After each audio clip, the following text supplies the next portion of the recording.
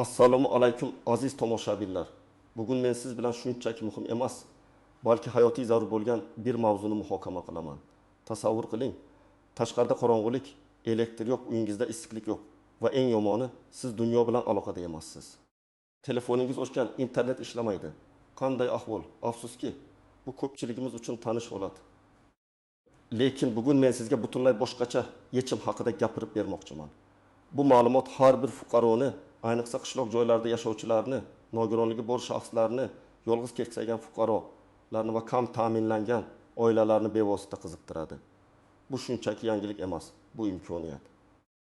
Shuning uchun iltimos diqqat bilan eshiting va ushbu videoni oxirigacha ko'ring.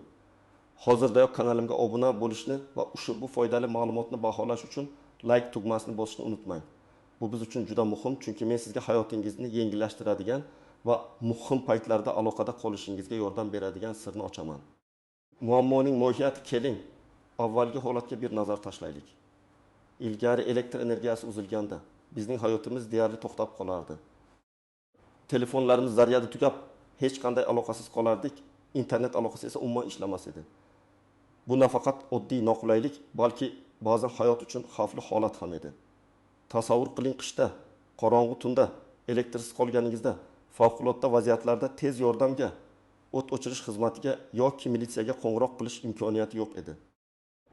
Shahar markazidan ancha uzoqda joylashgan qishloq joylarda bu muammo yanada dolzarbroq edi. Bolalar masofaviy darslardan qolib ketishardi, chunki internet yo'q. Kattalar esa muhim ishlardan, xususan onlayn tarzda bajarilishi kerak bo'lgan vazifalardan uzilib qolishardi. Qarindoshlar bilan bog'lanish, yaqinlarning ahvolidan xabar olish imkonsiz bo'lib qolardi. Biz o'zimizni qorong'ulikda va shovqinli dunyo ichida yolg'iz tashlab qo'yilgandek his qilardik, chunki dunyo bilan aloqamiz uzilgan edi. Bu holat ayniqsa kasal odamlar bor oilalarda yoki keksa, yolg'iz yashaydigan fuqarolar uchun juda og'ir kechardi. Har bir elektr uzilishi ular uchun jiddiy sinovga aylangandi. Ammo bugun vaziyat tubdan o'zgardi. Hukumatimiz va bir qator ijtimoiy tashabbuslar tufayli endi bizda elektr energiyasi mavjud bo'lmagan sharoitda ham bepul internet va aloqa xizmatlaridan foydalanish imkoniyati paydo bo'ldi. Bu shunchaki oddiy bir loyiha emas. Bu keng qamrovli dastur bo'lib, uning asosiy maqsadi aholining eng zaif qatlamlarini, shuningdek chekka hududlarda istiqomat qiluvchilarni barqaror aloqa bilan ta'minlashdan iborat. Bu dastur nafaqat elektr ta'minoti muammosini hal qiladi, balki aholining axborotga erishish imkoniyatlarini ham kengaytiradi. Endilikda siz elektr yo'q bo'lgan paytda ham yaqinlaringiz bilan bog'lana olasiz. Muhim ma'lumotlarni ola olasiz va hatto internetdan foydalana olasiz. Bu nafaqat texnologik yechim, balki ijtimoiy adolatga qaratilgan muhim qadamdir. Avvalgi qiyinchiliklar, aloqasizlikdan kelib chiqqan xavotirlar ortda qoldi. Endi bizda yorqin va ishonchli kelajak bor. Bunda har bir kishi aloqada qolishi mumkin, qanday sharoitda bo'lishidan qat'iy nazar. Bu dastur insonlarning hayot sifatini yaxshilashga va ularning ijtimoiy muhitga integratsiyasini oshirishga xizmat qiladi. Batafsil tahlil, nimalarni bilish kerak, kimlar tashvishlanishi kerak va kimlar yo'q, xo'sh, bu qanday amalga oshiriladi va aynan kimlarga tegishli. Keling, buni juda batafsil ko'rib chiqamiz. Bu dastur asosan aholining bir nechta toifalariga qaratilgan bo'lib, ularni shartli ravishda 3 asosiy guruhga bo'lish mumkin. Har bir guruh uchun o'ziga xos misollar va yechimlar mavjud. Birinchi guruh bu kam ta'minlangan oilalar va ijtimoiy himoyaga muhtoj fuqarolar. Ya'ni daromadi belgilangan eng kam miqdordan past bo'lgan oilalar, yakka yolg'iz keksalar, nogironligi bor shaxslar va boquvchisini yo'qotganlar. Ularga ushbu bepul aloqa va internet xizmatlari birinchi navbatda ko'rsatiladi. Bu guruhga kiruvchilarning asosiy muammosi moliyaviy imkoniyatlarning cheklanganligi sababli. Ular uchun doimiy va ishonchli aloqa xizmatlariga ega bo'lish qiyin. Ularning uy internetiga pul to'lashga qiynalishadi. Shuningdek, elektr uzilganda aloqasiz qolishga majbur bo'lishadi. Masalan, Xorazm viloyatining Qushqo'pir tumanidagi qishloqda yashovchi yetim yoshli Oysha momoni olaylik. Uning yagona daromadi davlat tomonidan beriladigan pensiya bo'lib, bu mablag'ning kattagina qismi dori-darmon va oziq-ovqatga ketadi. Uning o'g'illari Rossiyada ishlashadi va u bilan faqat telefon orqali bog'lanishadi. Qishloqda elektr tez-tez o'chib turadi, ayniqsa kuz-qish mavsumida. Oldinlari Oysha momo o'g'illari bilan gaplashish uchun qo'shnilarga borishga majbur bo'lardi. Ular esa o'z generatorlariga ega edilar yoki elektr kelishini soatlab kutardi.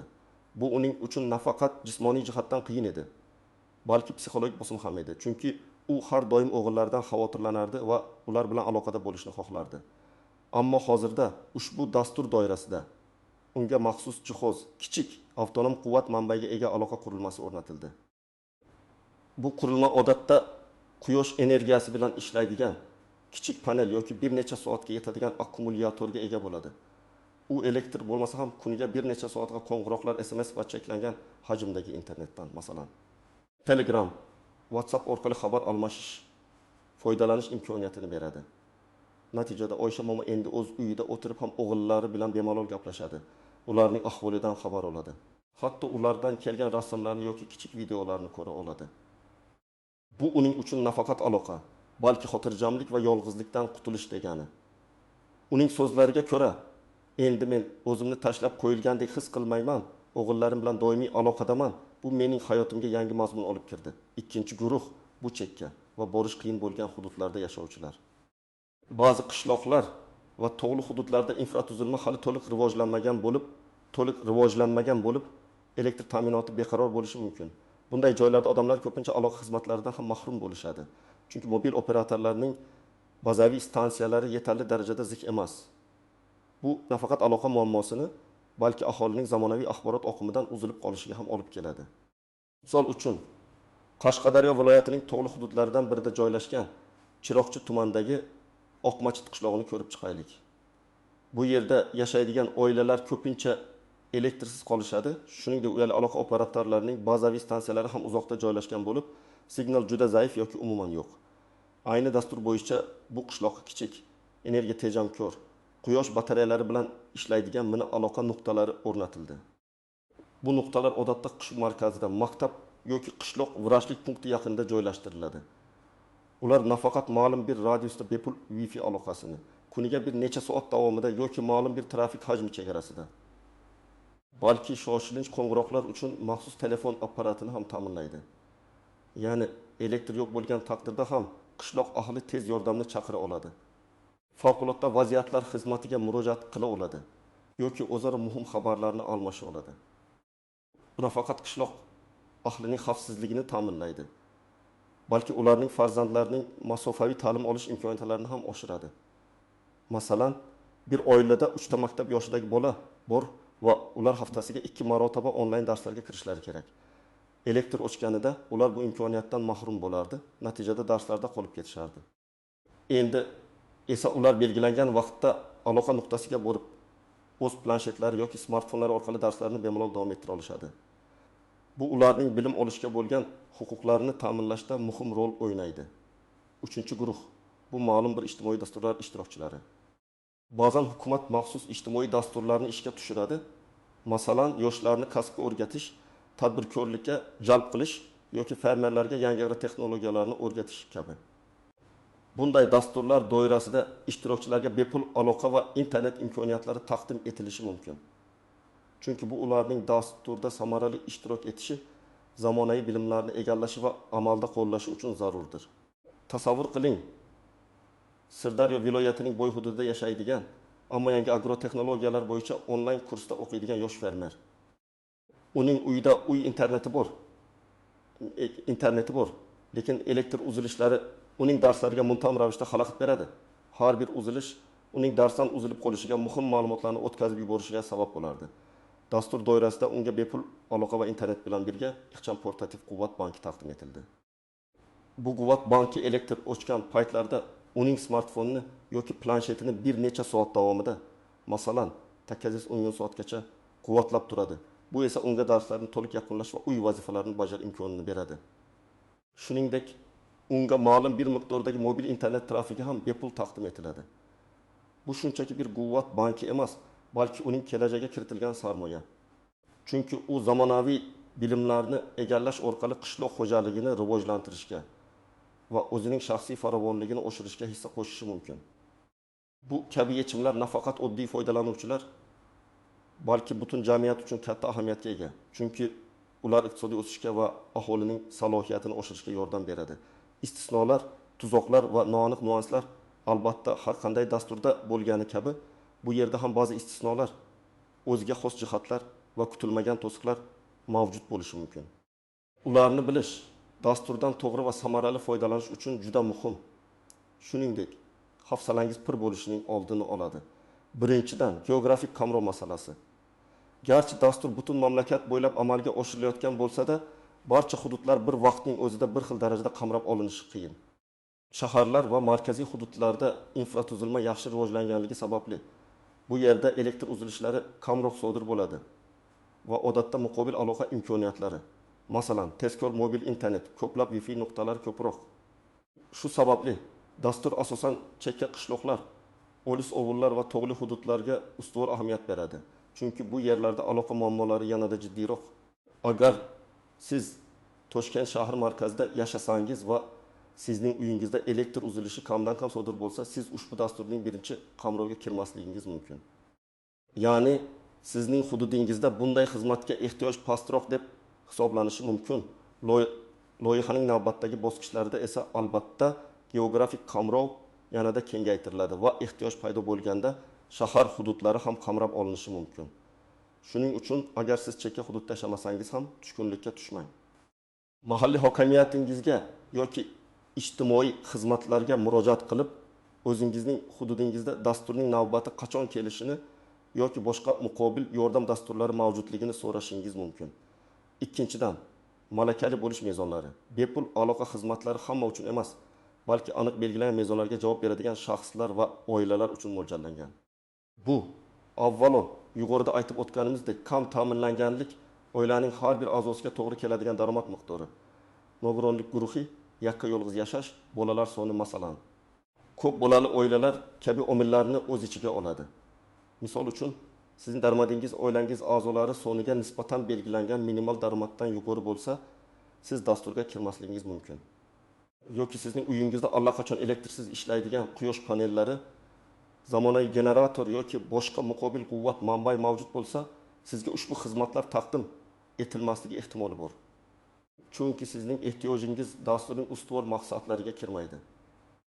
Dasturning asosiy maqsadi eng muhtojlarga yordam berish ekanligini unutmaslik kerak. Shuning uchun ariza berishdan oldin mahalliy ijtimoiy himoya bo'limlari yoki mahalla va oilani qo'llab-quvvatlash bo'limlari bilan bog'lanib, o'zingizning aniq mezonlarga mos kelishingizni tekshirib olishingiz zarur. Bu sizning vaqt va kuchingizni behuda sarflamaslikka yordam beradi. Sizga mos keladigan dasturlar haqida ham ma'lumot olishingiz mumkin. Uchinchidan, texnik cheklovlar va ta'minot masalasi. Elektrsiz aloqa deganimizda bu shunchaki bir salli tayoqcha emas. Bu ma'lum bir texnik jihozlar va texnologiyalar yordamida amalga oshiriladi. Masalan, ba'zi joylarda kichik quyosh batareyalari bilan ishlaydigan modemlar, boshqa joylarda esa portativ quvvat banklari yoki maxsus yo'riqnoma router bilan ishlaydigan qurilmalar berilishi mumkin. Bu qurilmalar ham o'ziga xos ishlash muddatiga va quvvat zaxirasiga ega. Misol uchun, sizga berilgan portativ quvvat banki elektr o'chganda sizning telefoningizni 5-6 soatgacha zaryadlashi mumkin. Undan keyin uni qayta zaryadlash uchun elektr energiyasi kerak bo'ladi. Yoki quyosh energiyasi bilan ishlaydigan qurilma bulutli kunlarda samaradorligi pasayishi, ya'ni quvvat yig'ish tezligi kamayishi mumkin. Shuningdek, aloqa sifatiga ham e'tibor berish lozim. Ba'zi chekka hududlarda mobil operatorlarning bazaviy stansiyalari yetarli darajada quvvatli bo'lmasligi yoki umuman mavjud bo'lmasligi mumkin. Bunday hollarda dastur doirasida sun'iy yo'ldosh orqali aloqa yoki juda kam tarqalgan radio aloqa yechimlari taklif etilishi mumkin. Lekin ularning tezligi va barqarorligi oddiy simli internet yoki 4G dan farq qilishi mumkin. Bu qurilmalardan foydalanishda ham ma'lum bir ko'nikma va ehtiyotkorlik talab etiladi. Ularni to'g'ri ishlatish, shikastlamaslik, suv tegishidan saqlash, tozalikda tutish muhim. Aytaylik, sizga taqdim etilgan quyosh paneli qurilmani noto'g'ri joylashtirsangiz, masalan, soya tushadigan joyga, u yetarli quvvat yig'masligi mumkin. Yoki maxsus taqdim etilgan Wi-Fi qurilmasining antennasi shikastlangan bo'lsa, u aloqani ta'minlay olmaydi. Shuning uchun sizga ushbu jihozlarni topshirishda tegishli ko'rsatmalarni diqqat bilan o'qish va tushunish juda muhimdir. Agar biron bir savolingiz bo'lsa, uni darhol so'rashdan tortinmang. Qanday qilib qurilmani to'g'ri zaryad qilish, u qancha vaqt ishlaydi, qanday foydalanish kerakligi bo'yicha barcha ma'lumotlarni olishga harakat qiling. 4-dan axborotning dolzarbligi va firibgarlik ehtimoli. Dastur doirasida taqdim etilayotgan ma'lumotlar va texnologiyalar doimiy ravishda yangilanib boradi. Shuning uchun siz dastur haqida ma'lumotni faqat rasmiy manbalardan, ya'ni hokimiyat va ijtimoiy himoya bo'limlari, telekommunikatsiya operatorlarining rasmiy saytlari va ishonch telefonlaridan olishingiz kerak. Afsuski, har qanday yaxshi tashabbusni suiiste'mol qilishga urinadigan firibgarlar ham topilishi mumkin. Sizdan pul so'ragan yoki shaxsiy ma'lumotlaringizni noqonuniy yo'l bilan olishga uringan shaxslardan ehtiyot bo'ling. Bepul so'z ortida aldov yashiringan bo'lishi mumkin. Masalan, sizga bepul internet qurilmasi uchun pochta xarajatlarini to'lang yoki ro'yxatdan o'tish uchun kichik komissiya to'lang degan xabarlar kelishi mumkin. Bunday hollarda zudlik bilan rasmiy idoralarga murojaat qiling va hech qanday pul to'lamang. Unutmang, ushbu dastur butunlay bepul va uning doirasida hech qanday to'lov talab qilinmaydi. Shuningdek, tezda ro'yxatdan o'tmasangiz imkoniyatni qo'ldan boy berasiz kabi shoshiltiruvchi xabarlarga ishonmang. Ma'lumotni sinchkovlik bilan tekshiring va shoshilmasdan qaror qiling. Shaxsiy ma'lumotlaringizni notanish shaxslarga bermang. Amaliy maslahatlar: nima qilish kerak? Endi eng muhim qismga o'tamiz. Agar siz yuqorida aytib o'tilgan mezonlarga mos kelishingizni his qilsangiz yoki o'zingizni ijtimoiy himoyaga muhtoj deb bilsangiz, qanday harakat qilishingiz kerak? Bu yerda sizga aniq va bosqichma-bosqich ko'rsatmalar beraman. Har bir qadamni diqqat bilan o'rganing. Birinchi qadam: tegishli tashkilotga murojaat qilish. Siz yashash joyingizdagi mahalla va oilani qo'llab-quvvatlash bo'limiga yoki ijtimoiy himoya agentligining tuman, shahar bo'limiga murojaat qilishingiz kerak. Bu joylar aynan shu kabi ijtimoiy dasturlarni boshqaradi va arizalarni qabul qiladi. Bu markazlar sizga eng to'g'ri va dolzarb ma'lumotni bera oladigan rasmiy manbalardir. Aytaylik, siz Farg'ona viloyatining Oltiariq tumanida yashaysiz. Siz tumaningizdagi mahalla va oilani qo'llab-quvvatlash bo'limiga borishingiz kerak. U yerda sizga dastur haqida batafsil ma'lumot beriladi. Dasturning mavjudligi, malakali bo'lish shartlari va keyingi harakatlaringiz bo'yicha yo'l yo'riq ko'rsatiladi. Murojaat qilishdan oldin ish soatlarini va qabul kunlarini aniqlab olishni unutmang. Ikkinchi qadam: kerakli hujjatlarni to'plash. Ariza berish uchun sizdan bir qator hujjatlar talab qilinadi. Ular odatda quyidagilarni o'z ichiga oladi. 1. Fuqarolik pasporti yoki ID karta nusxasi. Bu sizning shaxsingizni tasdiqlovchi asosiy hujjat. Odatda asl nusxasi va bir nusxasi talab qilinadi. Pasportingizning asosiy sahifalari va yashash joyingiz haqidagi ma'lumotlar aks etgan sahifalarning nusxasini tayyorlab qo'ying. 2. Oilaviy ahvoli to'g'risidagi ma'lumotnoma. Bu hujjat sizning oilangiz tarkibi, a'zolar soni, ularning yoshlari va ijtimoiy maqomini ko'rsatadi. Uni mahallangizdagi fuqarolar yig'inidan, mahalla qo'mitasi olishingiz mumkin. Masalan, oilangizda nogironligi bor shaxs bo'lsa, bu ma'lumotnoma uning holatini tasdiqlaydi va sizning ustuvorlik holatingizni ko'rsatadi. Agar ko'p bolali oila bo'lsangiz, bolalaringizning tug'ilganlik haqidagi guvohnomalarning nusxalari ham talab qilinishi mumkin. 3. Daromadlar to'g'risidagi ma'lumotnoma. Bu hujjat sizning yoki oilangiz a'zolarining oxirgi 3-6 oydagi daromadlarini ko'rsatadi. Agar siz pensiya yoki nafaqa olsangiz, tegishli muassasadan, masalan, pensiya jamg'armasi ma'lumotnoma olishingiz kerak. Agar ish joyingiz bo'lsa, ish joyingizdan so'nggi 6 oydagi oylik maoshingiz haqidagi ma'lumotnomani oling. Ishsiz bo'lsangiz, bandlikka ko'maklashish markazidan ishsizlik nafaqasi to'g'risidagi ma'lumotnomani taqdim etishingiz mumkin. Bu dasturga muvofiqligingizni aniqlashda asosiy omillardan biri hisoblanadi. Shuni unutmangki, har bir oila a'zosiga to'g'ri keladigan o'rtacha oylik daromad miqdori belgilangan minimal chegara, masalan, iste'mol savatchasi minimal qiymatidan oshmasligi kerak, dedi. Yashash joyi to'g'risidagi ma'lumotnoma propiska. Bu hujjat sizning doimiy yashash joyingizni tasdiqlaydi.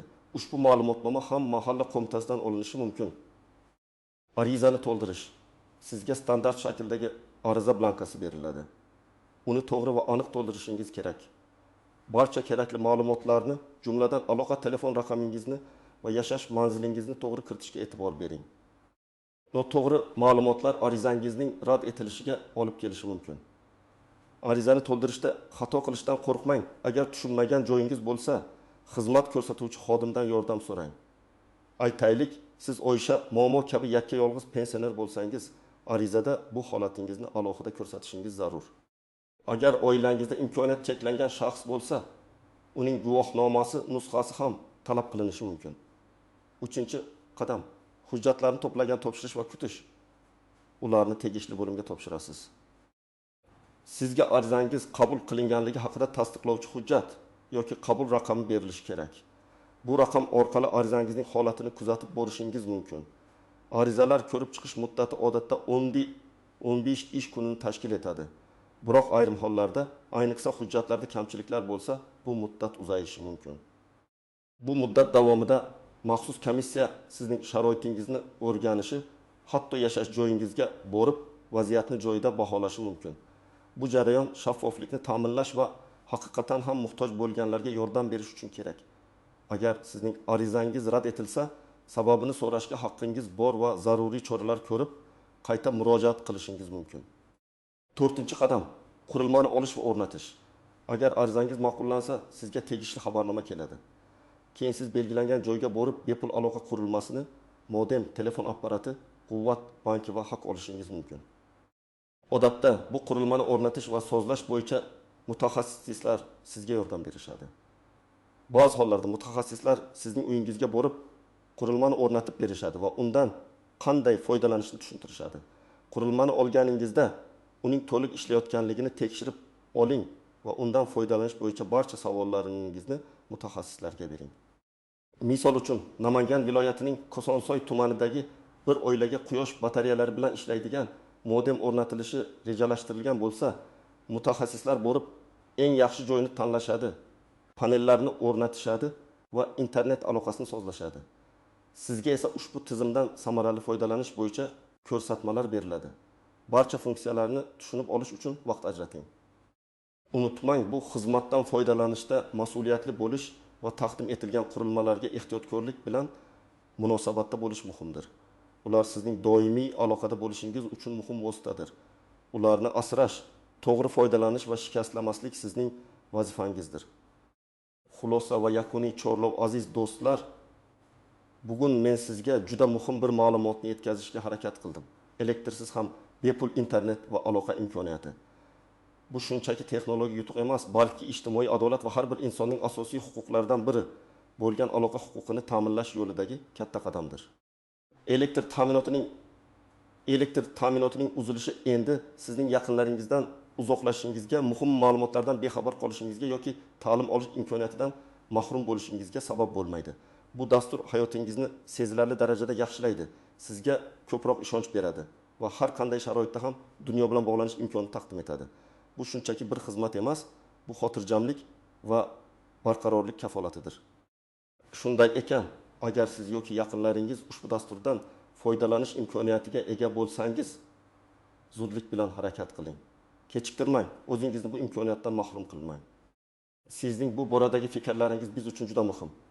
Shuning uchun iltimos ushbu video ostidagi izohlarda o'z mulohazalaringizni, savollaringizni yozib qoldiring. Siz bu dastur haqida nimalarni bilasiz? Undan foydalanganmisiz? Qanday natijalar bo'ldi? Boshqalarga ham foydali bo'lishi mumkin bo'lgan har qanday ma'lumotni baham ko'ring. Balki sizning tajribangiz kimningdir hayotini o'zgartirishga yordam berar. Videoni albatta like bosing va kanalimga obuna bo'lishni unutmang. Chunki men siz uchun bunday foydali va muhim ma'lumotlarni taqdim etishda davom etaman. Kelajakda ham birga bo'laylik va birgalikda hayotimizni yanada yorqin va aloqador qilaylik.